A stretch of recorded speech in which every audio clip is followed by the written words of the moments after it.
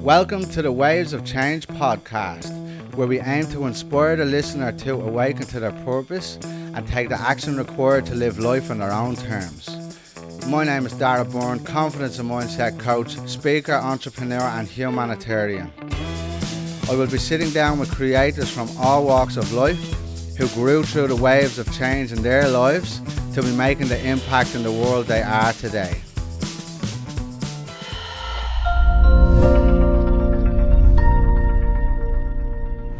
We acknowledge the Gadigal people of the Eora Nation as the traditional custodians of the country we are speaking on today. We recognise their continued connection to the land and waters and thank them for protecting this coastline and its ecosystem since time began. We pay our respects to elders past, present and emerging, and extend that respect to all First Nations people who may listen today. What's up? Looking sharp. I love the new deal, man. It's fucking slick. Fresh. Without further ado, allow me, Blase, I'm incredibly honored to have you as a guest on the Waves of Change podcast. And for many people who have been following my story, they would have gotten to see you throughout the years over a lot of time. I'm incredibly grateful for them that they now get to see the man, the mountain, the Grinner himself, but the story that comes with this epic human and the depth of his wisdom. And something that dropped in as well just before I came on here is the deception of social media in regards to, some people with a bigger following / audience or whatever, and how that is given huge significance in today's society, when in reality what I see is this is a man who walks his talk, and that is that mountain, and it is creating a bigger impact from a centered and not superficial place. So Braze, thank you for being here today, and thank you for all the lessons that you have gifted me along the way. The latest being last week, fresh off the press. Oh, brother, love. Yes, welcome. Thanks, man. Thanks for having me. And yeah, what you just mentioned, bro, around like people with big followings, and we've been sold that pipeline dream of the more likes, the more followers. The phrase that I live by, man, is I'm not on this planet to create followers. I'm on this planet to create leaders, and really just create leaders, not followers. And so the people that are in the vortex, man, can understand that, because I really do care about those people, and I want to see them win. Every single one of them. I want every single person on this planet to flourish. And that's how I play social media. I know it's a game. I didn't have social media. I literally didn't have it for about 3 to 4 years. Because winding the clock back like 6 years ago, man, I was super insecure. I was super jealous. And yeah, just because all the shame and guilt that I held upon myself for some stuff that I did in my past. And social media was like feeding the beast, man. It's feeding that green envy. And it was detrimental to my health, which I caught. So I stopped it. And it was interesting, man. I'd go to restaurants and at the time or bars, and I wasn't drinking. So I wasn't drinking. I didn't have social media. And people were like didn't believe me. And then conversation, it was like a hen's tooth. It was like super unfamiliar for people, but it was very interesting. Mm-hmm. And then I was able to talk about why, because it was feeding a beast. And then through one of my mentors, which is your mentor as well, Preston Smiles, we did this workshop, and I mentioned my stand on social media. And he's like, man, you've got a lot to say, and it could be very powerful. How about you use social media as a tool? So I did. And that was, I think I've had about 4 years now. And it's been amazing just to see the tool. And I remember the very first video I did, man, got 1,000 views. I was like, what is this? Yes. And then that opened up a lot of worms, because at that time I was letting go of my childhood friends, and my best mate just attacked me and just put me down. It's like, if people really knew who you were, they wouldn't be watching this video. And so and I was like, well, okay, I'm going to talk about all of that shit, because I don't Yeah. want anything to I don't want to have things in my past be bigger than me. So the next I spoke about my ice addiction, being molested. I spoke about everything that anyone could come at me with. And I remember my mum rang me and she's like, Blase, that video, when have you been out there? And I'm like, fuck, mum, you haven't seen nothing yet. And then for 2 years, man, me and mum didn't really have, she's my best mate. And she didn't know how to be with me because I was literally going from boyhood to manhood and really standing on my own. Like, hey, this is who I am. And why I'm telling you this story for your audience is to come back full circle is around that authenticity. I've made it my mission to, as much as possible, share all of my life, not just my highlights. So I'm on social media crying and blubbering and messy at all my challenges. Like when I slip and fuck up, come and own that stuff publicly as well. Because I see a lot of people and quote unquote influencers, they're only the highlight reels. And that's not life, man. That's not my ethos. It's not my value system. It's not what I'm about. And so thank you for seeing me in that light, man. I've worked very hard on that. And I just want to also, like you just did with your followers, is give my crew, my men in my life, my brothers in my life a huge shout out, because I've got a lot of dear brothers that hold me super accountable to my word and call us straight up. And they don't give a fuck about stature. It's like, come back down, brother. Come back down. So yeah, to my dear brothers, thank you very much. I hold and true. It's funny you say that because it stings differently when when it's a conscious brother, because it's like there's no there's no persona that gets by them. It's like boom, have that bitch. But yeah, I also what came up for me, I haven't taken any notes for any of this, and because I know the heart, when our hearts connect, it's explosive and beautiful. But what you said there was really important in regards to owning your story to the world. So for what I can see and what Blase is saying here is, by him owning his story, that releases all of the triggers that anybody can come at him with, which also not only, like, from two standpoints. One is he's not showing up incongruent or inauthentic, because he's already bared his soul, basically. But then also you freed yourself of those triggers, freed yourself of those traumas. So now, as you elevate into the next chapter of your life, you are no longer running on that past program. So it's completely fresh, completely a new canvas for you to paint the picture.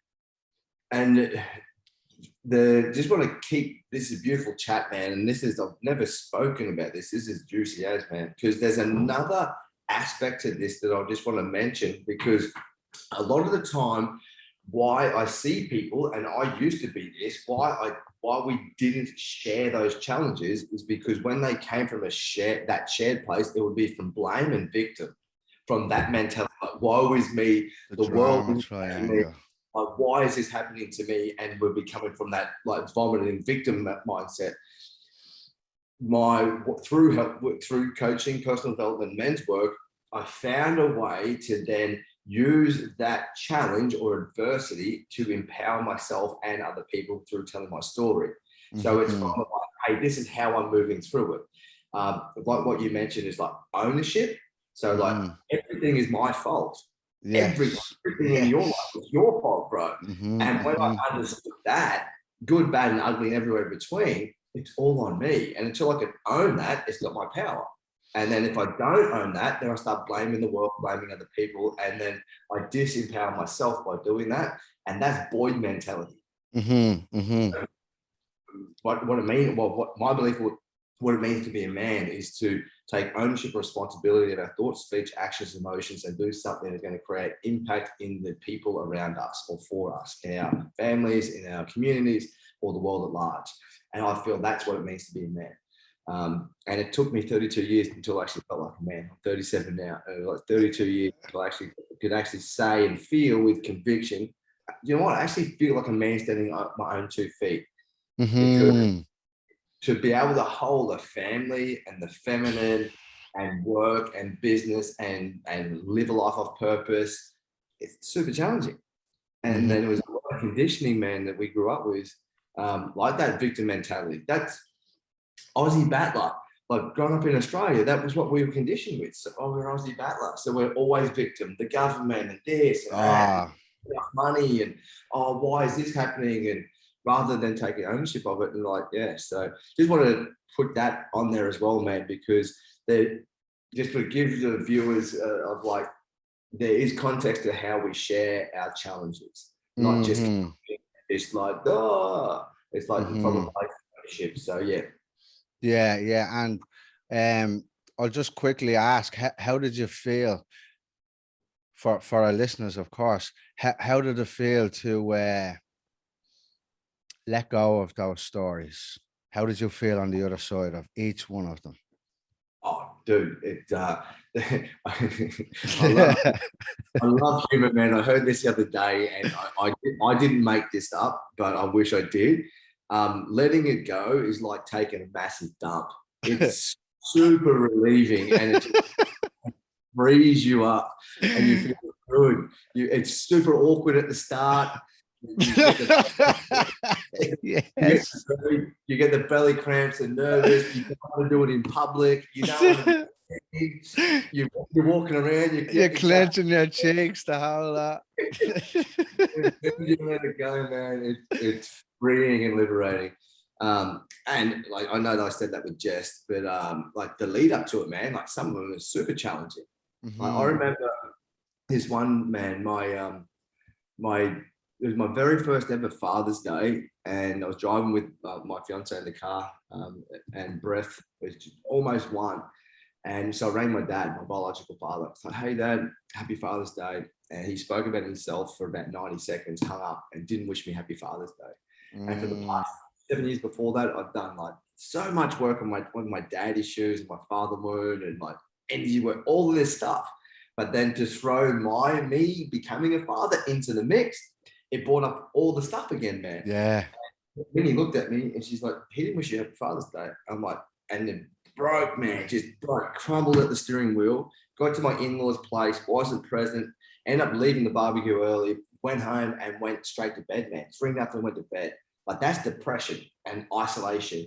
And in the morning, I'm like, nah, man, he doesn't get to put me into depression ever again. And so, yeah, I started going through all of the stuff I coach all of my men with. But I could feel that was like, I was trying to write anger, but it was numb. There was no feeling there. Went into my partner. I'm like, hey, babe, can you coach me with this? And so she tried. Nothing. And it was like for hours, I couldn't. There's this wall, man. So she's like, go face off with yourself in the mirror. So I'm like, cool. So I'll lock myself in. We got a floor to sit in the mirror. Lock myself in the room, and I'm like, I'm not coming out until I find out what this is. So I look myself dead in the eye, man, in the mirror, and I'm like, what are you avoiding? What the fuck are you avoiding? What are you avoiding? For 20 minutes, man, again and again and again, just ask myself until the somatic thing hit. Oh, yeah. Crumbled, man, onto the floor, bawling my eyes out. And it was this stoic mask that I developed as a quote unquote coach, that I didn't want to see all the men that I was leading in all of the men's teams to see that I still had a father wound. And so I'm like, oh, that's what I was avoiding, feeling the shame I was feeling from the men I was leading. So I'm like, okay, cool. I need to combat that. So I went into the one with the biggest amount of men, and in my emotion and mess, declared all of it about how on a pedestal, I had to have everything figured out because I was leading you guys, and it's messy. So it was, I remember that it was alive, and I was like trying to type and everything, and my hands were nerve-wracking. And like, it was just something that it was just that onion layer, man. I thought I'd done all the work, but it was still there. Like it was still there, man, that experience like brought up. So I know that I said it with jest that it was like, yeah, like doing big shit, but it was challenging sometimes to get on and take ownership of that. But moving through that is like this mantra, like I really enjoy. It's like, make the uncomfortable comfortable. It's super uncomfortable, but on the other side of that, it becomes easier. Yeah, incredible. And just the biggest thing I take away from all of that is taking ownership. taking ownership for your life, no matter what the situation is. How can you make it better, or how can you let it go? Well, what's it? Drinking poison is like, or hating somebody is like drinking poison and expecting the other person to die. So not that we're hating anybody else, but it's the same. The longer you hold on to a rope, the more it will burn you, the harder it hurts. So ultimately it's you. So the quicker we can take ownership, the better. And which leads into my next question that just come through. When was the first time in your life that you or in your childhood, have you ever witnessed a man crying?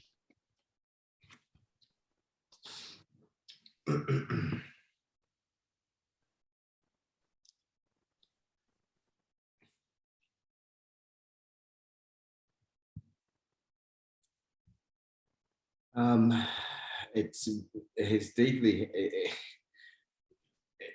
I just got slingshot to this thing that happened as a kid, man, and I literally haven't spoken about this to anyone.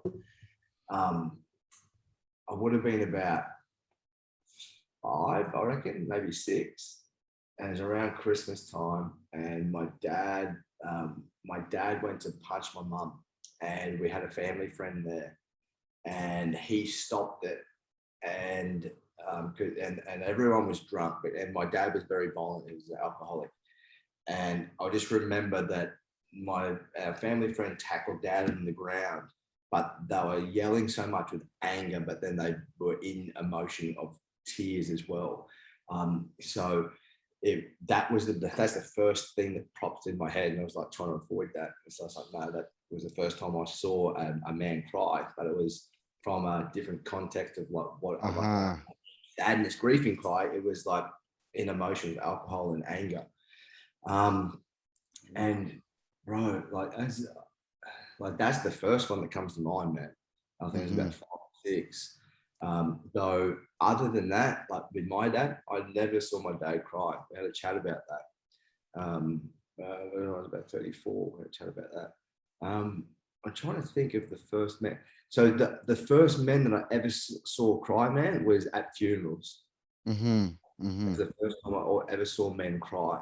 It was also I just remember my stepdad, which is my dad. Remember when his mum, and so my dad's mum passed away. We were at the funeral, and there was a lot of tears from all the men. They're very emotional. I just remember Dad's brother going like, "Let's go, let's get out of here." And this boy just didn't want to do it. Just like as the going into the ground, and it was just, I just remember that so vividly of like really wanting to avoid the emotion of like, hey, let's get away from this. Like, this is a wrong feeling. And I remember that, like, I was only about maybe 10 or 12 when I saw that. And I was just like, oh, okay. And so started to move. I'm like, oh, we're still putting the body in the ground. Like, it just didn't feel right. Like, my intuition, like, oh, okay, but this must just be the normal thing to leave. And so, yeah, man, that was just a couple of times. But yeah. And what I hear from that as well is that one was not true vulnerability, and the other is emotion of the sadness of somebody else's passing, which is their sadness in that regard, but not in regards to how they be in the world and anything that upset them in day-to-day life, you know. So why would you think men why would you think men, you don't see it? It's not very common when you see it with women all the time. So for me, man, I've been looking into like emotion, why we're now in a generation that vulnerability is sexy. It's like that. It is, and I got sold that dream as well. And we can talk. That's a side note. When taking note. Well, you are a sexy motherfucker. That no quiff. Men dumping their shit on their partners, but like from like just which isn't what that actual quote means. Yeah. Looking into it, like if we wind the clock back to like our grandfathers or a grandfather's grandfather, they went to war. Then they came back and there was a recession and it was like super challenging, man, like poverty and stuff. And so those men that were younger than us right now did horrific shit to other human beings against their will to fight. And so these men killed people, saw their best mates getting killed, and they're just teenagers, man. These young boys weren't men, and they had to go pretend to be men, and they didn't know how to deal with that, man. And there was no counselors on the battlefield. There was no life, and so they suppressed all of that, man, because they needed to survive and keep going, because literally life and death in those situations. But then when they came home, some of them had children, or they had children when they got home. So they never told their partners anything, man, for protection.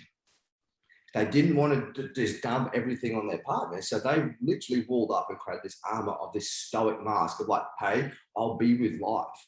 So those children to them, so our fathers, our grandfathers, or our fathers, then their role model of what it meant to be a man was very stoic. And that generation was men went to work, women looked after the house, and very separated. That's how it was, but men didn't talk about their emotions. Like, always we emulate what we role model. That's how we learn. So we never got taught how to be with our emotions through that. And then the next generation, which is us, I feel, and then some of our fathers, is that our dads were at work a lot and we were at home. So we grew up with our mum's version of what it meant to be a man. Yeah. She really wanted. She really wanted our dad to be at home. Women weren't in the workforce as much. And but so our mums, that's why we're a generation, I know this is stereotypical, of people pleasing nice guys. That don't want any conflict. Like so many men avoid conflict with their partners, because as soon as their partner get upset, it means I'm a bad partner or a bad husband. She's emotion. Because we haven't been taught how to be with that kind of emotion, because we haven't been able to feel it ourselves as men. It hasn't been role model to us. So that is my belief of why we're in a generation now of like, okay, cool. More men are being asked and required to open up more vulnerably to hold that space, because women are doing it. And the more that, because of this stoic master that has been passed down from generation to generation, like, hey, we just keep it internal. That lone wolf, we've got it together, we've got to hold it together for our family. That is now starting to get broken down. That belief system, we realize. None of this is about blaming. Like, there's a lot of stuff that happened with this, and just our role models, the way that they live life in our past 3-4 generations, isn't working. If we went to replicate that now in this society, in the world that we live in, we're required to be heartfelt men, heart-centered men, coming from our heart, because our children. Our partners are craving that. The world at large is craving that. Look at the past 2 years. Like, our soul chose to be here for this reason, and that's why we can put our hand up in consciousness. It's like, hey, it's our time to come Earthside again, because we want to make a stand, and we want to be that generation of men that put a new dint in how it means to be a man. Because, like, man, every man did their best role, that they did their best job. And so, yeah, that's why I feel that we as men haven't been taught to cry or to be with our emotions. And then if you look into like big boys don't cry, some concrete. We all know those sayings, and like I definitely know, like I've got a tradie background, same as you, bro. That I definitely heard like hundreds of times, go eat some cement. If someone was having a vent about something, someone was upset about something on a job site, I heard that hundreds of times. Go eat some hard, suck it up, princess. And so like from the footy field and the construction site, I heard that so much, man, so much. And at the time, I was an apprentice, so I was a young man. Oh fuck, I don't want to like step on the status quo. I don't want to challenge that dude that's the boss and the foreman. Looking into it, those bosses and foremen that I had, they were all alcoholics. They were all alcoholics, man. They didn't know how to be with their emotions. All they knew was their job. They had no hobbies. They did nothing for themselves. They were just bitter men. Bitter men. So they took all of that out on the people that were closest to them, like what we do with our families. I know that I take my anger and frustration out of people I love the most, which is my kids and my beautiful fiance, which I don't want to do, but I'm in the process of catching and owning it when I do, because I've learned how to. These men possibly didn't learn how to do that. So yeah, man. Yeah, it's thank you for that. And what I recognize, like in my final years on the building site, which just the present has been like we've already covered so much and we haven't even started in our childhood. But anyways, what I recognized, there was a lot of wounded masculine, a lot of wounded little boys playing out their drama triangle on the building site. So it was like they were shouting at me, they were giving us all this conniving, because I was the plumbing foreman. But all of this blame and this conniving, going back to head office and multi-million-dollar companies or job sites, hundreds of millions, and to see that from a conscious man's perspective playing out in real life, it was both funny for me because I could see through what like this macho man mask, and then also sad that to witness men think they are better than other men because they're in this role. I had the forklift driver who thought he was the fucking foreman at this whole site with no teeth, screaming at everybody, and like just because he was friends with the owner of the company. So it's like, you don't need to be like that, buddy. And it's like I said, it's both funny to watch because he's speaking from hurt, but it's also sad knowing that he has to carry that around all the time. So yeah, man. The another layer to this, man, is if we look into our school system, we get told as young boys, go get a trade so you get something to fall back on, which is for us that we're going to fail. And that it and to fall back on, straight away, instantly. So not go chase your dream, find what you yes. The programming starts. And so when I was a trading man, the first role I had was for the government. And so I won't say their name, but I worked for the government in civil construction. And I was one of the youngest foremen that they ever had on the books. And so I think I was just under my 24th birthday, I became a foreman. So I was leading men that were double my age. Through back then, it was 2011, there was a lot of adversity going with men going to lose their jobs, and there was no overtime and all that kind of stuff. So that scarcity mindset was coming in. So these elders or men that knew a lot more life experience in construction than me, they never wanted to pass on their wisdom to me, man. It was super challenging because all I wanted to do was learn, but they didn't, because as this young bull, and they didn't want to get outdone and lose their jobs. So that was super challenging. And then inside that government system, like continually, again and again and again, I got told that I would never make it out in the real world. So from a private contractor or the private sector. So literally, I stayed in that job, man, for 6 years. 6 years. And there's so much stuff in this, man. Like I took to the court because they didn't pay us. Like we pulled strikes and everything. We got back paid $16,000 each because they were embezzling the money. I had death threats come at me and everything, man. And because I was a voice for the people, my men. But then the interesting thing happened, man, is that when I actually summoned the courage within myself to move away from that and go see what the real world was like for myself, what I realized is like, man, I'm fucking ahead of the game. I always I work for these private contractors and stuff and these like private companies. And a lot of these men, they had no idea. The beauty with the government is they trained me up, man. I had they pay for everything. Yeah. It was amazing. So when I went out, I was like, man, I'm way more qualified than these dudes. Yes, I may not have as much experience, but I'm pretty much there. And so the reason I say this and why there was an analogy to this story is that I see that the government and what's going on in the world right now. And so we can look at what's going on in the world right now, but we can be programmed because whatever we're consuming, we create beliefs and from that, and then we create behaviors of right and wrong in our value system. And we've been sold a dream by whoever that is, by society, by government, by family, by religion, that is the way it is. If we step outside of that, we're not going to make it. Mm-hmm. What I mentioned in my story was that I ventured out there because it's just like, man, there might be something else out here that could be different. So I ventured out and found that for myself. And so for the listeners here that are feeling pressure, that are feeling like there's constraints around you, just remember that we don't have to be the man we were 10 years ago, a year ago, 6 months ago, 5 minutes ago. You can always change who you want to be.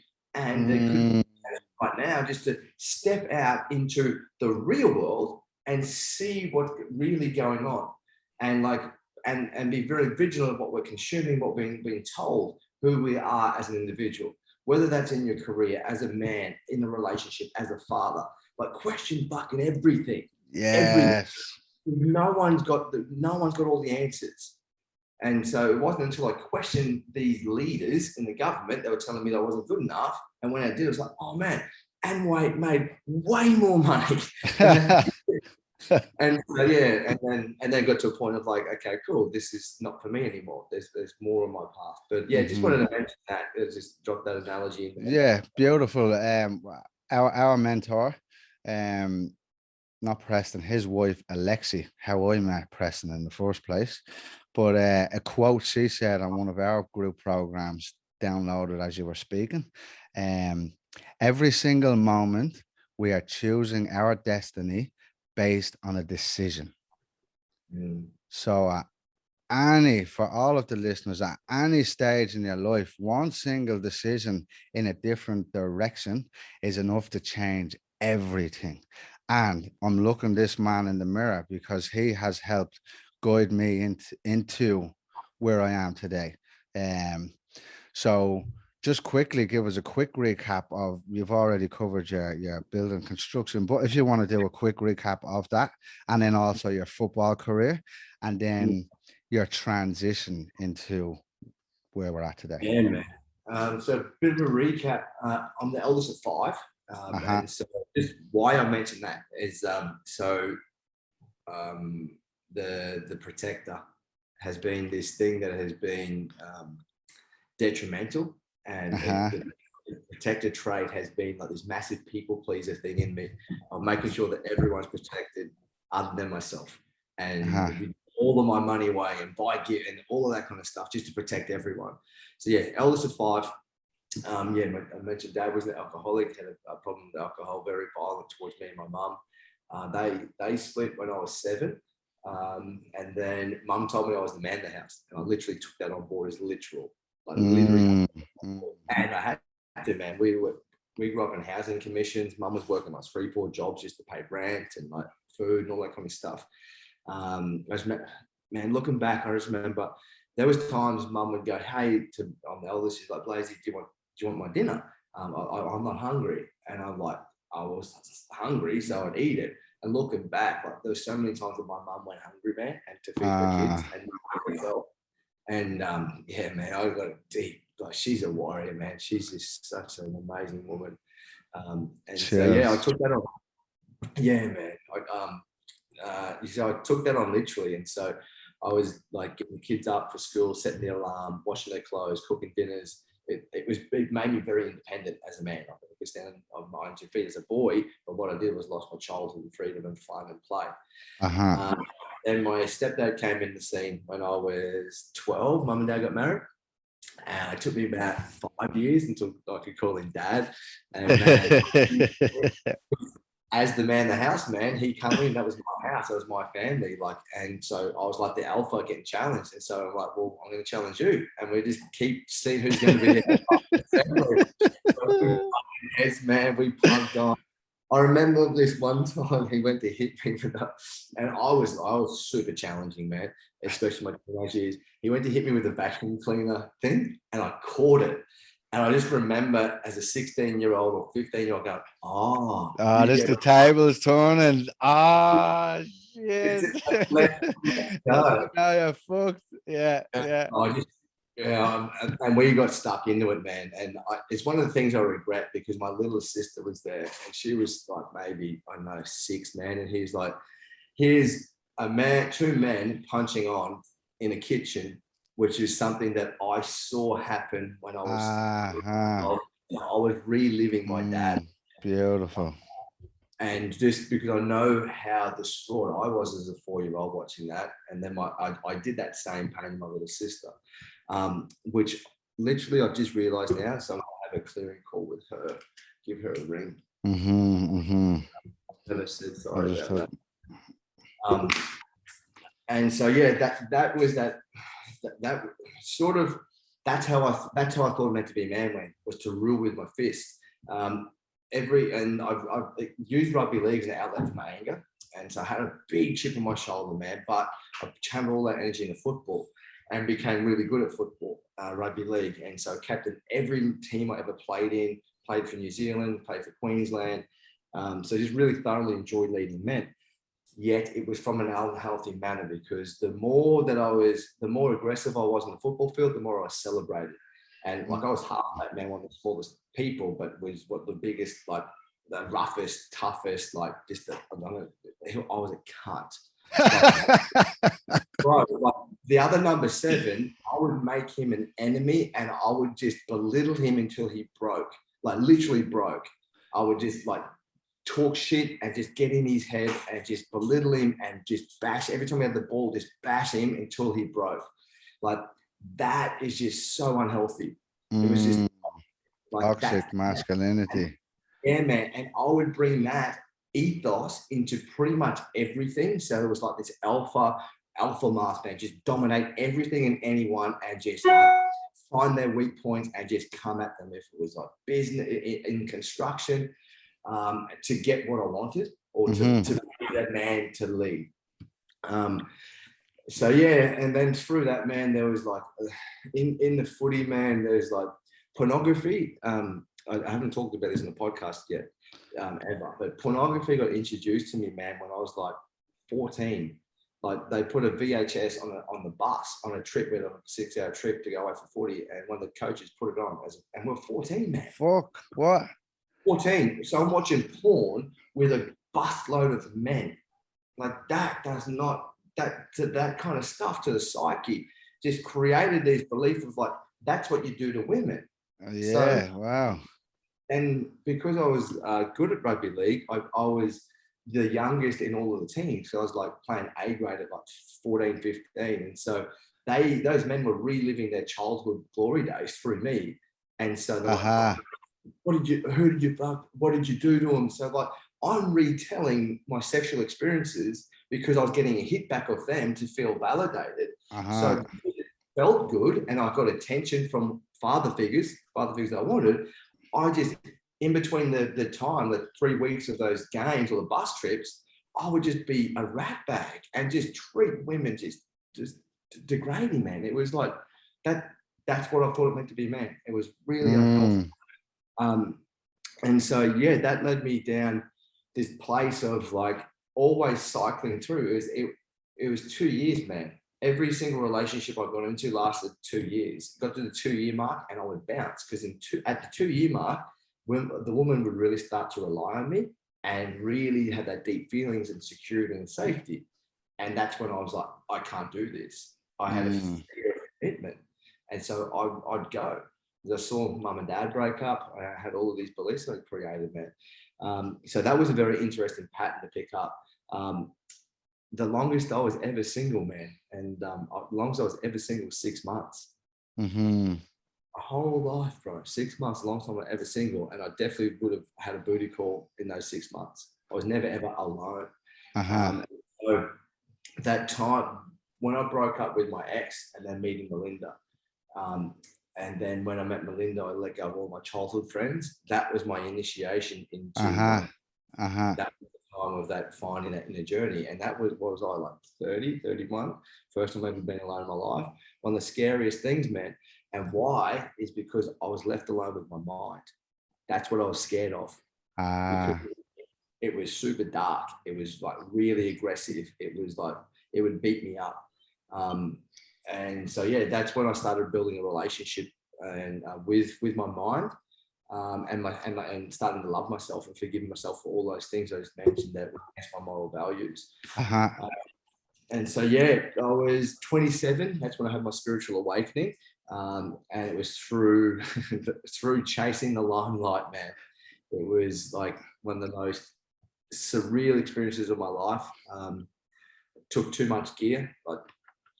Had everyone at my house and just wanted to be the center of attention, man. So it was like snorted too much, double dropped 2 acid tabs, and we went out, and it all kicked on at once.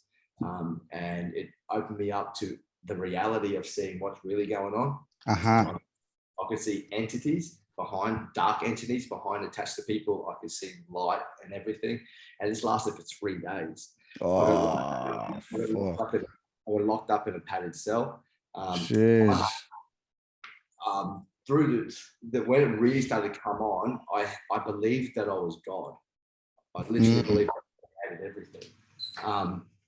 And so, yeah, ended up punching on with them. 9 police officers got put in a padded cell, and they took all my jewelry off. And because I was rough with them, they were real heavy-handed with me, man. Like we did a lot of work on each other, and they've taken all my jewelry off. And I just remember part of the trip was that I thought I was about to get decapitated. And in Brisbane, in the valley, in the where the padded cells are, they lock drug users in there, people coming off heroin and ice and all that kind of stuff. So throughout, all I could hear was people screaming, women and boys and men, not boys, but men and women. But those screams, I created the story that was my sister getting raped. That was my mum getting raped. I was going through hell, man. That was my brother getting murdered. And I was losing everything that I loved, and they were coming for me next. And because I could see all these entities and everything, it's just like, man, I'm God, they're trying to kill me. And so, yeah, this last thing is like, I'm going to get decapitated. And so in that moment, I just remember just going, I've had a good life, man. I've traveled so much with football. I've had love. I've had everything. I had relationships, friendships. I let go. And I let go, and I woke up, and I'm in this reality where there was torsos. Everyone's face was very vivid. Their arms were like hazy. They had no legs. And there was like hundreds of people that I knew, man. And it was a party. It was amazing. And I'm having these amazing depth conversations, and I'm walking through everyone. I didn't have a body. Like, I was just like from like a third person awareness. Really awareness. And then, so I don't know how long I was in that for, but then I opened my eyes, and I'm like, fuck, I'm in a padded cell. And I'm in the middle of a padded cell in full lotus. Now, 27-year-old had never meditated before in his life. And so through this trip, divinity, consciousness, God, Google told me to sit and meditate full of gear, which is you should never do. I've studied Buddhism, and they said like you should never go into an altered state to meditate. Like get in because you can maybe not come back. And so then that was my spiritual awakening, man, because I had a direct experience of something that I couldn't explain, but it was so real. And finally, there's a couple of hilarious things that happened, but in me from that moment when I woke up to actually getting out. But then the trip was getting pretty heavy, man. So all I wanted to do was go see mum. I've got to get towards my mum. And so I drove from Brisbane to Toowoomba, which is about, it's a 2-hour drive, and it took me 2 days. It was just full on, man. It was just horrendous. You're still tripping balls. Still tripping. But the thing, because I believed I was God, man, that fence, there's the fence post. I'm like, that fence post is blue. I want it to be purple. Bang. And it would literally change. I was able to move and change anything of my reality. I walked in front of traffic and stopped time and space, man, and was just like, it was amazing, man. It was pretty cool and super like I'm like, well, if I'm God, I can drive this car off the highway and into that cloud. So I had my work ute doing 120 kilometers, go off a highway, drove through paddocks, and now I'm like clicked in and like, what the fuck am I doing? And I'm like halfway through a paddock, man. How I didn't hit a tree or a fence or a cow was just beyond me. Like, fucking hell. Like, there's so many, like, divinity was just looking after me, man. Like, I could have been dead so many times of the choices I was making because I was so far in it. But yeah, finally got to mum's place. And I was out of it. I hadn't slept for 3 days, and I can't remember these conversations, but she retold me this. And this one's really interesting because of the work or the learnings I've been looking into the past.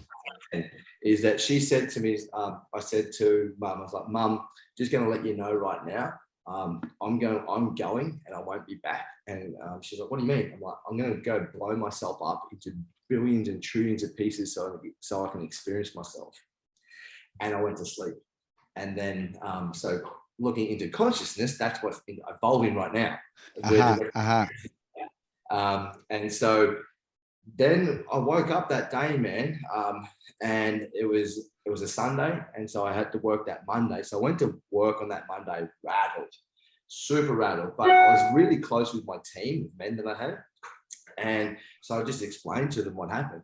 And I was like, hey, man, at the pre-start, I'm very raw at the moment. This is what happened, and I'm feeling really anxious, but I was super aware, man. For the next maybe 2 months, it felt literally like I was enlightened. Everything that came out of my mouth, I was able to witness, and I was so present with everything. It was amazing, man. So I decided to study Buddhism because the only people that I knew that meditated were monks, and I wanted to find out what this thing was that happened. And I'm using the word enlightenment now. I didn't know what it was then. I had this feeling. It was super present. I just didn't know what it was. So yeah, from there, man, for those next 2 months, I'd work, go home and read Dharma, which is his Buddhism books again, and until like 2 a.m, had 2-3 hours sleep back at work. But that's all I did, man. I stopped going to the gym, stopped drinking, stopped everything. I was just going to work, and then I was studying. I wanted to discover or find out what was that experience, or like in that reality, what was that? So yeah, then from there, man, started studying Buddhism, went to a temple. I was going there, and this was this time, man, of like, I really had this spiritual awakening, but I was hiding that who I really was from the world. The tradies didn't understand it. My mates were hanging shit on me because I didn't want to drink. I never even told one of them that I was going to a Buddhist temple on Sunday. They literally thought I was at a chick's house. And I just didn't want to correct them because I wasn't confident within myself to say this is what I want to be. So yeah, that was the start of my journey, man. Went traveling when I was 30. That was really beautiful. Went to South America. And then when I came back, I was about 30, 31. And then, yeah, started doing a lot of charity work up here at the Buddhist Institute in Chenrezig. And then I met my fiance, man. So, yeah, that's how I got to that, and a bit about like why that's how I had my spiritual awakening. Perfect. I'm just going to hold you here before we cross over into modern day. 2 things you said there.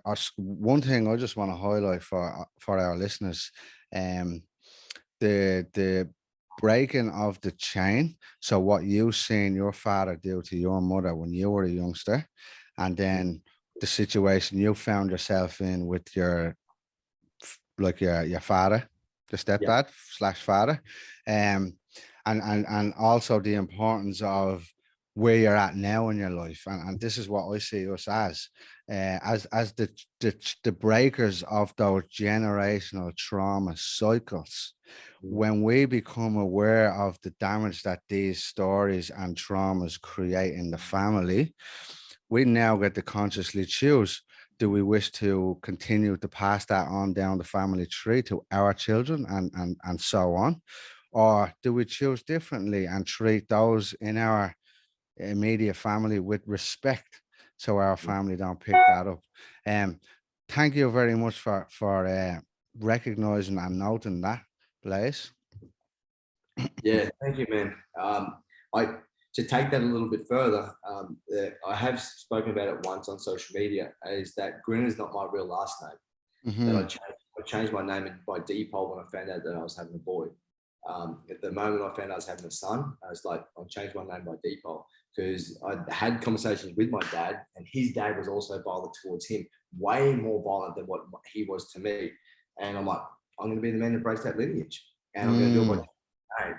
And when people ask, I'm going to continually say I was the man in the chain that stood for domestic violence towards the kids and wanted to make and break that chain, man. So yeah, my last name used to be Townsend, Townsing. And the interesting thing is that when I decided to change my last name, Dad was the last person I rang, so I was nervous as fuck. Because for me, man, the man that I am, culture and heritage and lineage is super important. And to say that I'm not going to go with a name that has been handed down generation after generation, it was challenging. So to ring the man, it was his name. And I said, this is why I'm doing it. I want to be the man to break this lineage, and I want to be the man to make a stand. The thing is, Townsend isn't even our real last name, man. And so, wow. Dad's last name at birth was Burke. And then his stepdad came in. His dad left when he was 2, and his stepdad came in, and then his mum changed all the kids' name to the stepdad's last name, which was Townsend. So because I changed my name, I actually found out my lineage, because Townsend is not my bloodline, it's Burke. And looking, I have so many mates from Toowoomba that are Aboriginal that their name is Burke. And I have this deep reverence with Aboriginal people and the land. I know. It's man, like a goosey. And so Melinda and I met online, and we had, when on Plenty of Fish, you had to have like a tagline for yourself. And my tagline was smiles and smirks, giggles and grins. And one of my old mates, and Chase. Yeah. His nickname was Grinner. I'm like, Grinner. It actually sounds like a last name.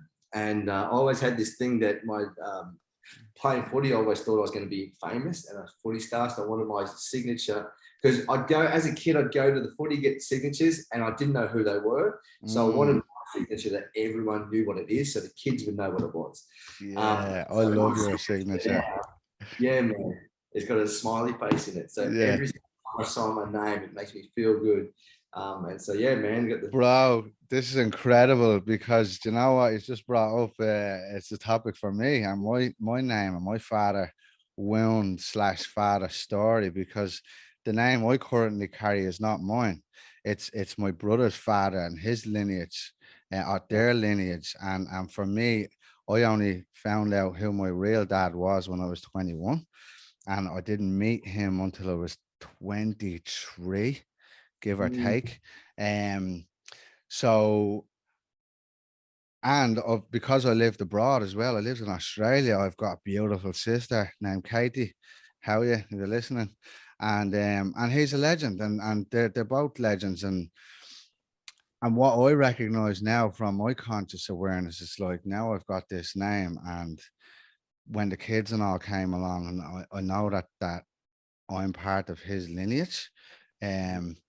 And for me to have this name, and like, I've already told him that I'm going to change it.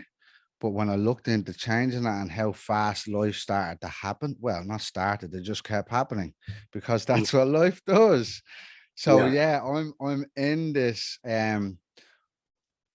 this awareness of like, obviously honoring his lineage, but also how much needs to change. It was only maybe 2 or 3 years ago when I said we'll speak to a solicitor and do all of that stuff.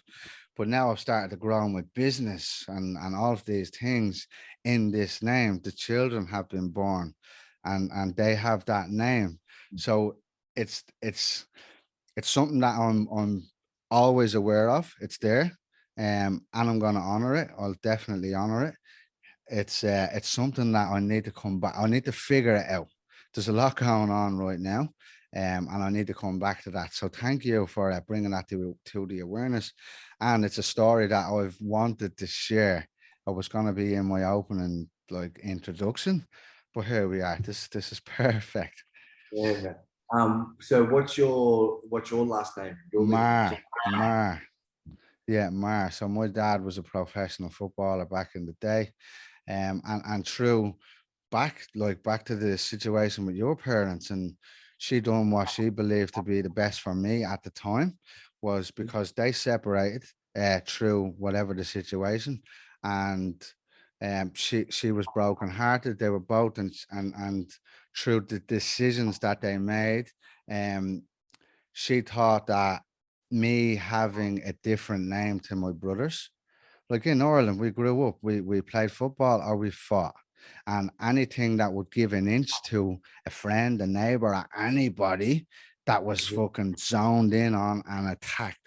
Like for me, I was black, like not black, but tanned when it was very seldom, even for my mom and her childhood, growing up in the 50s in Ireland, it's like black. My mom was darker than me, but in the 50s, outside of wedlock, outside of the church's rules, and being black at the same time in a place called Finglas, which was super fucking rough, but one of the craziest slash best places in Dublin.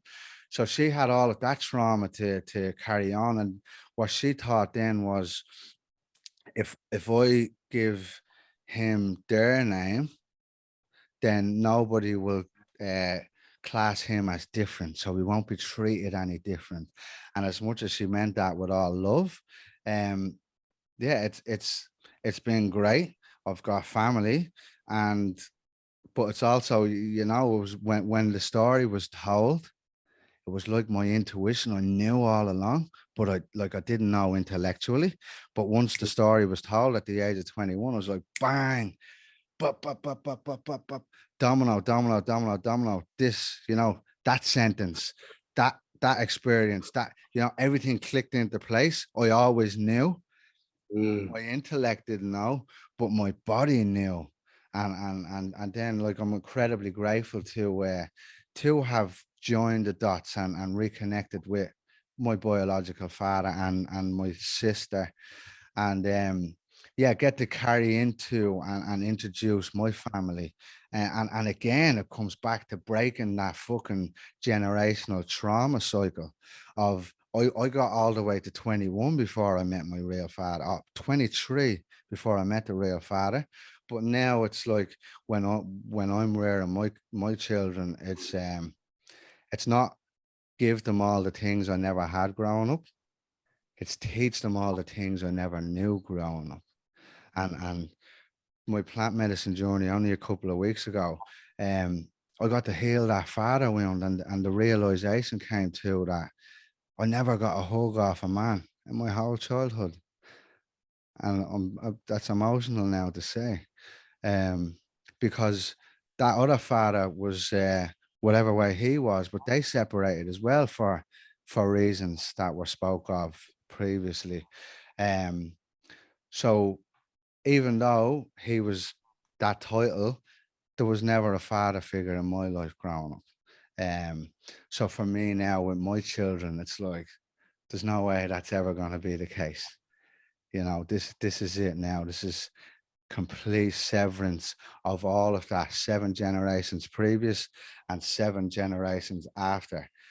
The work we're doing today, and my, like, everything is online here. My fucking but yeah, just because I know you're in deep reverence with this work, and you are my mentor and brother. But the work that we are doing here in this fucking world is for everybody to take what they can from this wisdom or magic or whatever, so that you break that cycle for you and your family. Yeah, yeah, they're beautiful, man. There's in the Native American tradition, they say that everything that we're doing now is for the next 7 generations in our lineage, which also Mm. means that 7 generations in our own lineages, someone prayed for us, someone Mm-hmm. did work for us to be here in this time. And so, yeah, I really enjoy that, because sometimes the men can get stuck in this paradigm of like, oh, I'm just one man. I'm Mm. not here to make a big thing, and I'm not here to change the world. But you are important, and Aha. the world without you it wouldn't be the same. And the difference that you're making in your life and your family's life, just you being who you are, you're doing that for the 7 generations next in your lineage. Mm-hmm. Um, that is legacy, and like Aha. that's part of the ancestral thing. Is like these bodies are just like vehicles, and Mm-hmm. we're just here to pass on those messages. Like all that wisdom just keeps coming through, and it's our job is to keep passing that on. So yeah, beautiful. Yeah, beautiful. Thanks for that. And something else I noted while you were speaking previously, you let go of all your childhood friends. Can you let the listeners know why you would do that? Yeah, so That's 11-11. I just want to present that too. Of course it is.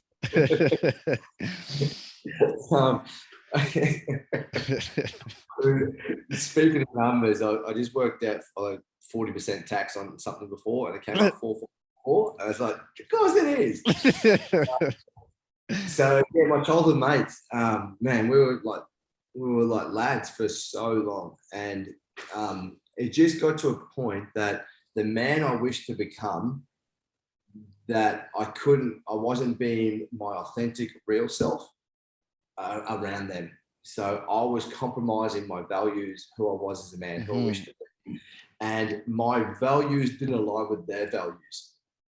I had grown out of disrespecting women, and they still disrespected women. They're like, I won't say they. There was a particular individual that I pulled up a couple of times about just grabbing chicks in the ass going out. And it's just like, man, you can't do that. That's like abuse, bro. Abuse. And yeah, so yeah, man. And so still doing gear, still living like we were 20, man. And that's not who I wanted to be. I was on this path of becoming a conscious man and being a conscious man. And I just knew there was a greater calling. And it was one of the most challenging things in my life, man, to let go of them, because I was about to be lonely or on my own. And that was I needed to do that. And it's interesting, man. So in men's work, I'm a big believer that the era of the you're a lone wolf it's not working. Like we need to do things in the pack. Yet I also want to state that there's some portals, there's some initiations, there's some rites of passages that we need to do alone. And that I needed to do, man. I needed severance. I needed to get rid of everything in my life that wasn't working and come back inwards. And so I could do that with people around me that weren't in alignment.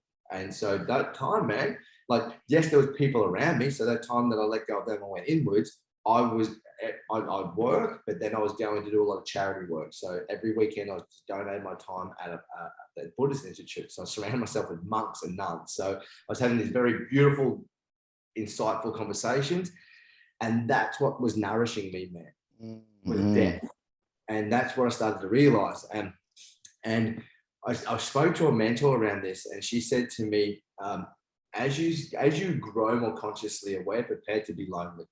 She goes, you're going to start going to barbecues and to parties, and the people that are there aren't going to interest you anymore. You're not going to get nourished intellectually, spiritually, physically, mentally anymore.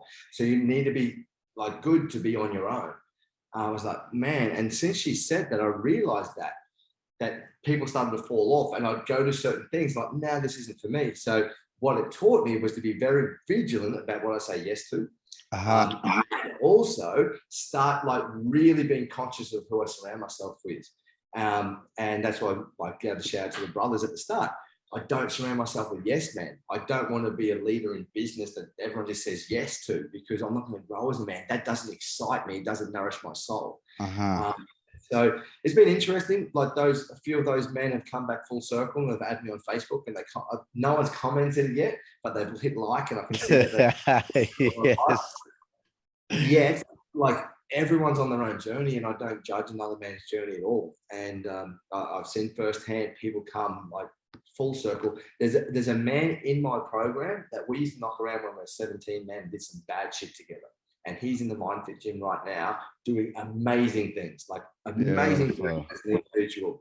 And that's like 20 years ago, man, of like all that stuff. And that's the first men's circle he's ever been in. So he's gone into like this high level. Like, but it's beautiful because he just thinks that's normal. He thinks this is the baseline. This is where we play at. And so, yeah, that's where it was like I had to let go of them. And I want to own that at the time, I didn't have the balls or the wisdom to have the confrontational that conversation and say, hey, this isn't for me. I just bounced. I just left and I cut everyone out, just delete their numbers, block social, this, went like that. And through the work, I realized that they still had my power because I had fucking anxiety, man. Like, I'd drop In a case you Brisbane. bump into them. Exactly. So, Like a jealous ex. rang the very first clearing call I ever did in my life was to my old best friend, and just messaged him, hey mate, we have a chat. And I was like, dude, just want to let you know that like I don't hold any bad blood, but just let you know that I just can't have this friendship anymore. So I just know it's very, very toxic for each other. Because I just knew that I could ring him at any time and I could persuade him very easily to go to the pub and get in the piss, and it would be a 3 a.m. any day of the week. He could me. It was toxic for each other because we didn't have the capacity or didn't have the knowledge to actually hold space for each other. And so what we had to do was to numb out. Well, numb them out, man. You got something challenging, let's go numb it out. And we're very good with that. So it was just this very toxic loop that we had for each other. And so, yeah, it was interesting, man. Like the fear I had that I created, I was just shaking. I'm trying to dial his number. And the thing was, man, that the greatest storyteller in the world, all these stories that he hated me, he created all these stories that I hated him. And we end up, we're laughing like we're still best mates, man. Like, I thought you hated me, man. And there's nothing of that. It's just all assumptions. And so we're able to have like a clearing call. And so I had it with him because, we were the best mates. And then I've seen a couple of the other fellas since and just given waves and all that kind of stuff. So, but yeah, it was just, I just knew that I couldn't lie anymore about who I was, man. It was like, it was exhausting. And there was, I didn't want to have to lie for them. I didn't want to protect them anymore. I didn't want to have to do any of that anymore, man. And it got to this point, like, this is who I am, and I'm going to find people that love me for me. Beautiful. And just to highlight here, it's a quote from our mentor, Preston Smiles. Elevation requires separation. And what I with my clients in the same space that you've been in sometimes, a lot of people that are stuck in the unknowing, they're feeling that gravitational pull, but because it doesn't align with their old identity, and they don't want to leave that, so they're not honoring where their soul is going. They get stuck in the middle. And that's what I believe helps lead to, the not knowing who they are in everyday life, because they don't want to let go of who they're not. So yeah, just the presence that elevation requires separation. It doesn't mean you need to stop loving people, but are they effective for your life, or are they ineffective? Are you going to elaborate on that? I've just got one thing to just throw in there, man. Yeah. And it's, we're getting married 11 to 22. And we always said that the people come to our wedding aren't the people from their past. They're the people that we want in our future. Oh, cool. That's how we're. Wow. Let me take that now. Yeah, man. So it's not the people from our past. It's like the people that we want in our life in the future. They're the people that are going to be invited to our wedding, man. Which is going to be super challenging, and I dare say there's going to be some. This man is where there's a tablecloth analogy. So imagine like the old school Italian tablecloth, red and white checkers on the table. We're the center of that tablecloth, and as we start to rise in consciousness, awareness, we start to grow. We start to rise. So if you pinch the middle of that tablecloth, you start to pull it up. There's things on that tablecloth like the salt and the pepper, knives and forks. There's going to be some things. The bread roll are going to fall off. Those things aren't supposed to be in my life. It's going to be one of those moments where we see what falls off, and it is what it is. And so, bro, a wedding list is challenging enough without adding petrol and fucking concrete and all of the fireballs in the world too. But yeah, I hugely, deeply honor that, because I can see beyond and the purpose of that. It's incredible too.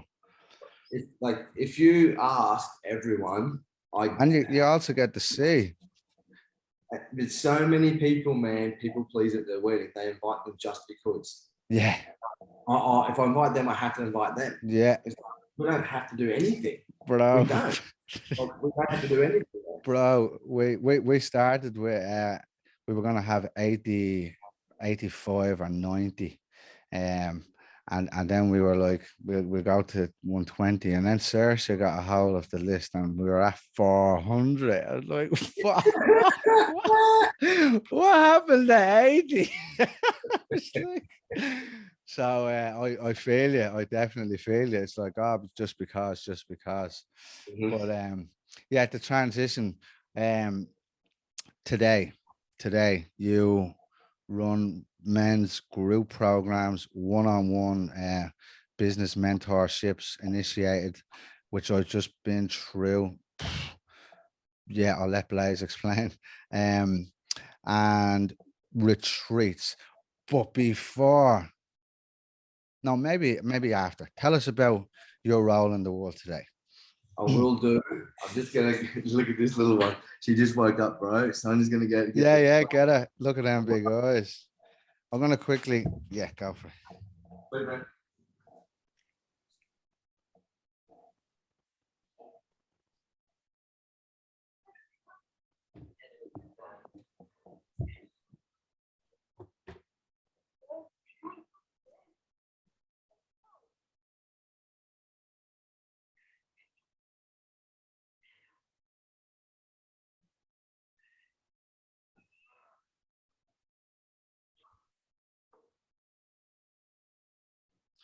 For anyone listening, because I'm not going to edit this, it's going to be real, raw, authentic. Blaze is just going to get his little baby girl, the little mini queen. She just woke up. Hello, Mahina. Ocean Mahina. Hello. Oh, hey, yeah. So, She is the image of the, what's his name? Brett. that's the so Mahina is the Polynesian goddess, the Polynesian name goddess of the moon. Aren't you, darling? Yes, you are. Hello. Is that? Yeah. She's still waking up. She's like, what's going on here? So yeah, man, all of those offers is what I have, man. There's another one in there as well. So it's called the Driver Seat Membership, which is an accountability program. So yeah, man, the journey with coaching, man, and being of service. And so what I realized is that service is one of my highest values. And I've always been of service, where I was like leading every construction team, man, I was leading. Every football team I was leading. And so like being from that place, I would put that spiritual side to it, being of service for humanity now. And so, yeah, the universe kept pulling me towards men's work, man. My partner and I, we created a tourism business here on the Sunshine Coast for the tourism market, and it was to retell the history of the Sunshine Coast, the Aboriginal Dreamtime, World War II, first settler, through adventure, because we value was adventure, yet just kept getting pulled towards men's work. And so then I've listened to my intuition and followed it, man. And becoming a coach was interesting because I couldn't see the business model I have now back 4 years ago. Mm-hmm. Back then, I was working for myself and I couldn't see how I could create a business and a team coaching. So yeah, man, just went to work and figured it out, and got some beautiful men that I've modeled, and like Preston's one of them, Taki Moore's another one, Kerwin Ray. And yeah, just being able to develop these things and these products that are refined in such a way that they like got them to a point like, man, these are amazing. These are really changing lives now. Mm-hmm. So yeah, the MindFit Gym is it's like the main focus, man. So the MindFit Gym is about taking men on the longest journey of their life, their head into their heart, and unlocking their purpose. So like, what's your purpose to be on this planet? And getting to that point of like, yeah, cool, my life has meaning again. There's a lot of take like men through. Then we ran that many times and realized that from that, a lot of men actually then want to do what we do. They want to become coaches. So that's when I initiated. So teaching everyone what I did and all the mistakes that I made as a business owner, as a young, very naive business owner, how to then create a business and work for themselves, and how to transition from 9 to 5 into what it is that their purpose work. And so, yeah, that was that. Then we 3-day retreat, man, that's my soul signature stuff. Yeah. 3-day blokes venture. It was just that's really like amazing for me, man. Please, break that down. So 3-day blokes venture is based here on the Sunshine Coast. Just want a presence also. I got told to create it in such a way that I can travel with it. And construction, I did a lot of FIFO. And one of my things when I created this business was that I wanted my family to be involved in it. And every single day I wanted them to be able to drop them to school, pick them up. And the only way that I'll travel is if my family travels with me. So I'm like, no, I'm not going to make this to travel with. I'm going to make it so people come from all around the world for it. And it's now like there's men from every single state in Australia have come to it. So I'm like celebrating that. I had a dude fight from Tassie from it. That was the last one for this last one in November, man. So that I just wanted to presence that. And sometimes we as men don't allow ourselves to feel proud and to acknowledge ourselves in these moments. And so, yeah, just want to acknowledge myself to like not succumb to some people that were in business telling me to travel with it. And it was just, I didn't want to travel anymore. I did FIFO, bro. So yeah, and the 3-day retreat, we quickly. FIFO work is fly in, fly out here in Australia. When you fly into the mines or whatever your job is, but it's not in your hometown for the listeners. So FIFO, you do like a 3-in-1 roster. So you're away for 3 weeks, you're home for 1 week. So it's literally isolated, working 12, 14-hour days. And then, yeah, you come home for a week. It takes about 5 days to recalibrate. You get 2 days of rest. Again, it's really challenging. And it's not for me. And so, yeah, the 3-day retreat, we cycle through the archetypes of masculinity that Carl Jung first wrote about. So the king, warrior, lover, magician, and then jester.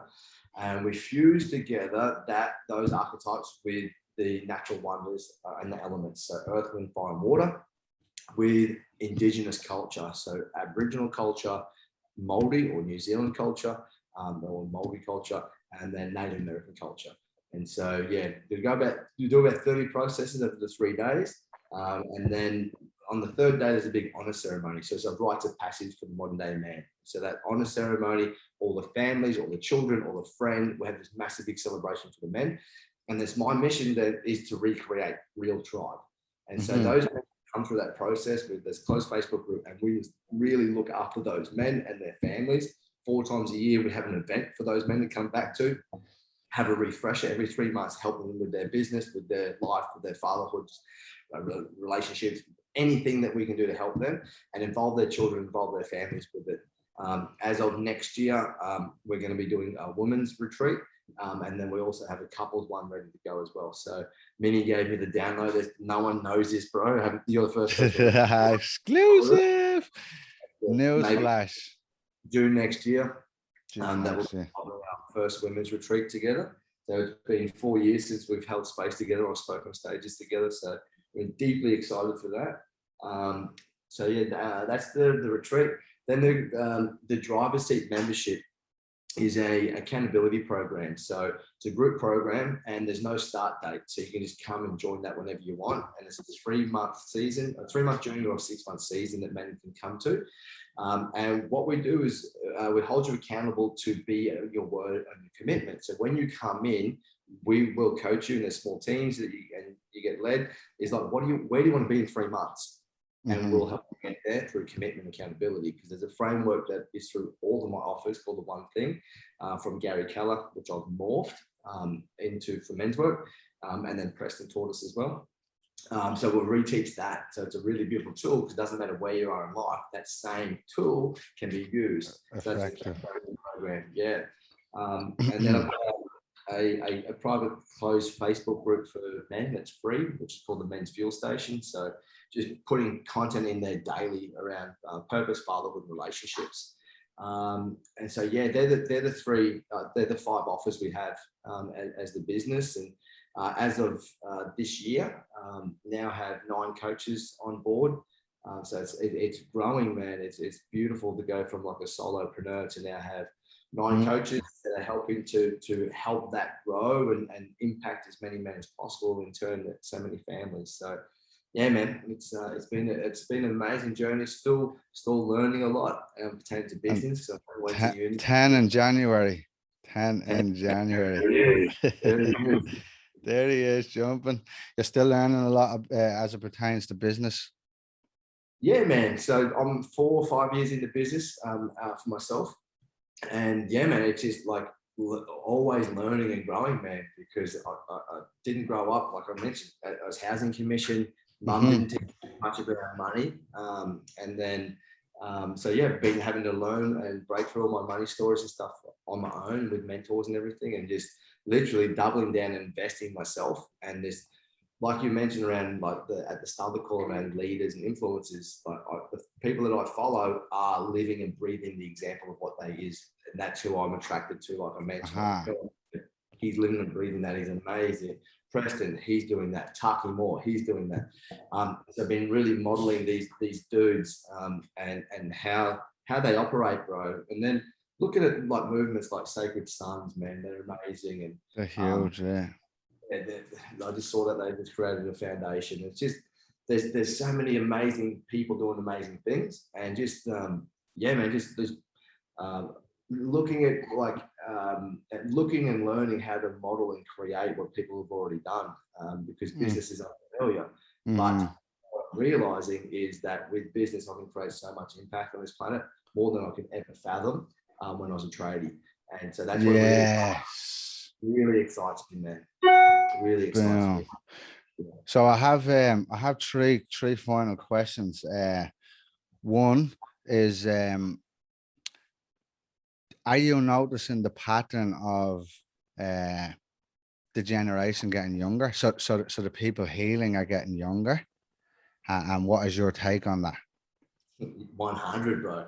There's 100%, man. There's yes, like yes on all accounts. We've got 13-year-olds coming on the 3-day Blase Grinner retreat, man. I've had multiple clients teaching children like my daughter's age and like 3 years and younger, teaching them breath work. Like they've sent me videos like, hey man, and so like these men that are having these like awakenings and wanting to learn about life are like literally doing that. The kindergarten where my kids go to, they reached out and said, hey, can you start running some stuff for the fathers there? We want to run the father's circle. Oh, cool. So me and one of the young dudes that is there, we start the father's circle. These men have never done any men's work before. I started talking about legacy, and that's where this conversation come up. Oh, we're not really part of the legacy, man. We're just fathers. You are the legacy. I'm like, what did you tell your children? Because everyone there is a father. It's amazing, man. It's one of the very first things I've ever done that was all fathers. I was like, what did you tell your children? And all of our children are 5 years or younger. And like, what did you tell these kids that where you're going tonight? I was going to a men's circle. Did you ever hear your dad say that, bro? And he's like, no, you're changing generations, right? Your language, your way of being. And that's just my little circle on the Sunshine Coast. There is thousands of circles across this planet where men are saying to their children, daddy's going to go do a circle. Daddy's going to go do breath work. Daddy's got a coaching call right now. Daddy's going to go work on himself. Daddy's doing this. This is conversations that we never have with our parents. And what we're doing is we're role modeling it. We're not saying this is what you're going to go do. We're role modeling it. Like, this is how you do it. I'm taking myself and I'm going to go do some stuff with men only. I'm going to go do some stuff with men and women, but we're talking about like the importance of men's circles, importance of women's circles, making men's work normal and mainstream, man. So 100% I'm definitely seeing on so many occasions, man, that like the younger generation is definitely more open to this and like getting blooded so much younger, man. And this is also the highlight. This is when we speak into the mass awakening, it's not about awakening to the evil or whatever people perceive in the world. There's a mass awakening of healing. So this is this is the chain breaking. This is potentially what they're trying to stop from happening. But that's coming down the line. Hey Melinda, we've got 2 questions left and we're good to go. And you can have him back. All good. Yeah. So the mass awakening in my eyes is that's what I believe when I speak into the mass awakening. It's the people that are awakening to the healing and to the lineage to break that trauma cycle and instead of passing it down. So with that said, with the presence of what's going on, and also because these things are not being televised, they're not mainstream. What people are, a lot of people on the planet right now, love to them, full love to them, and respect, are living in fear, and are also being taught to, this toxic masculinity that's all over the news and all of that type of stuff. But they don't know that these things are happening. But there's so much and so many of these movements happening that it's just trust. And are you ready to go on? You can speak. I was just going to say, love is winning, bro. 100%, 100%. And I just want to thank you as well for helping reground me when I recognize. I just wrote a post yesterday actually about not being afraid to seek support when I know I needed it. And Blase here, my dear brother and mentor, helped reground me back into my spirit, back into my spirituality, and back into my purpose. Now, instead of awakening people to the situation, I've chose to concentrate on the vision. Now that momentum, because momentum has taken over. It's just you can jump in and out here and there if you want. You don't need to be on the front lines all the time. Now it's about the vision. What is the world, and all the way back to what you said about people not believing that just because they are only one person that they can create an impact. But you're one person that knows 20 people, or you know a whole community. So just by you getting into this work and starting to do the work on yourself, people ask questions, and this creates the ripple effect in the family, in the home, the family unit, and then it goes off into the community. This is happening all over the world. You are not alone. Yeah, man. And I just want to also mention is that ripple is that walking this path of like this awakening, and by awakening, all it is turn the fingers inwards. This is what we're doing. It's taking ownership, responsibility of who we are as a human. That is very magnetizing. So yes, there's ripples, but it's magnetizing because we look at people, it's like, how is he so free? How is he so happy? How has he got so much fulfillment? His life is super challenging and he's being with that. How is he doing that? Or how is she doing that? It's very magnetizing. And so this is where it's like us just being us can change the world.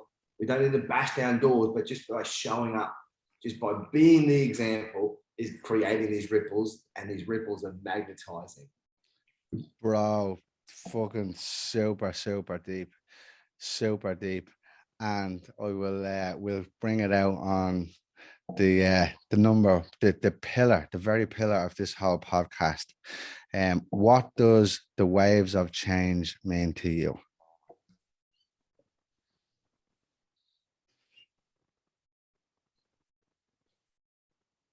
So the word waves, man, it's got that beautiful feminine energy to it. And I believe that water is the greatest teacher on the planet, because through consistency and dedication, water can carve out a mountain. And literally it has on so many different occasions through persistence and consistency. And so with those waves, man, if we can just keep with the water and making waves of change within ourselves, we get to continually change our reality again and again and again and again and again, like the ocean, man. And just to I really enjoy having the waves in there, man, giving it that feminine essence, because that's what change is. It's not masculine, it's not rigid, it's always continually evolving and changing. And like the tides, man, and the ebbs and flows of life, waves of change, man. It's just being with it. It's very harmonious. It's not rigid, it's not balance, it's harmony, man.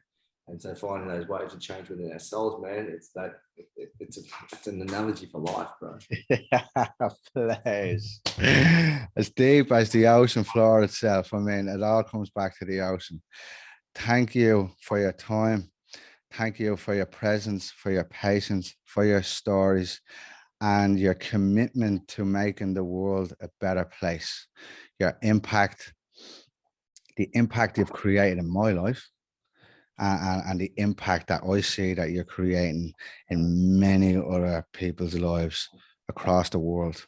I just want to deeply, deeply honor you and thank you for your time. I love you dearly. I love you dearly, bro. I just want to leave it with, when it's speechless like that, you know it's pure love. Because real love doesn't have words, man. It's a feeling. And I felt that love from you just then. So I just wanted to. I can't wait for you to take me back to Ireland. When you spoke about where you're from, I went there and I want to go there. I want to go experience that. So yeah, man. Yeah, bro. Look, like if you can see me now, I just got goosebumps everywhere. Part of me doing and trusting you as my mentor as well was to earn the right to share this wisdom in my homeland. So the reason I became who I am becoming right now, or have become, and ever evolving, was to bring this medicine back to Ireland. And part of bringing that back, the biggest part, is the retreats. And you are, I wanted to earn that right. I wasn't going cherry picking and taking it. So to have you come as my guest to my homeland would be like, that would, yeah, bro, 100%. Yeah. 100%. Yeah, I just know how to play, man. Yeah. And there's deep ancestral lineage, wounding.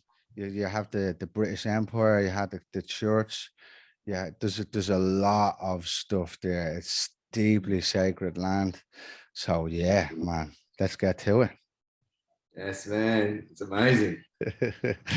Blase, thank you. I mean, I've said everything. It's fucking, yeah. And you know what?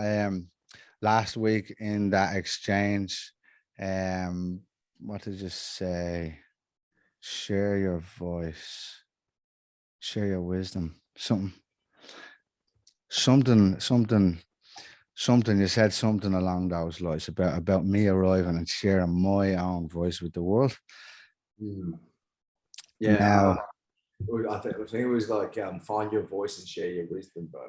That was it, yeah. And you know what? This is my third episode now because of the way people's calendars worked. I mean, I think I've landed here. I've landed in it.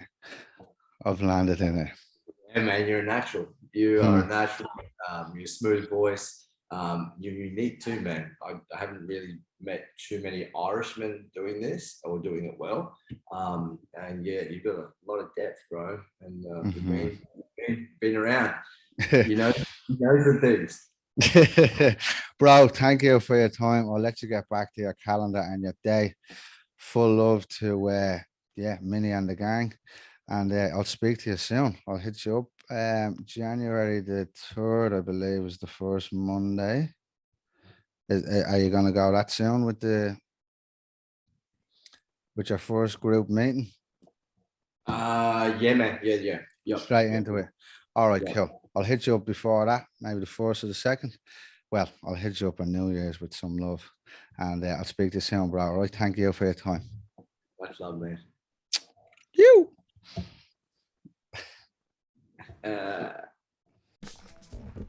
Thanks for listening. I hope you enjoyed the podcast. If anything resonated for you, please leave a comment below. If there's anyone who may need to hear, please share. I love yous. Have a lovely day.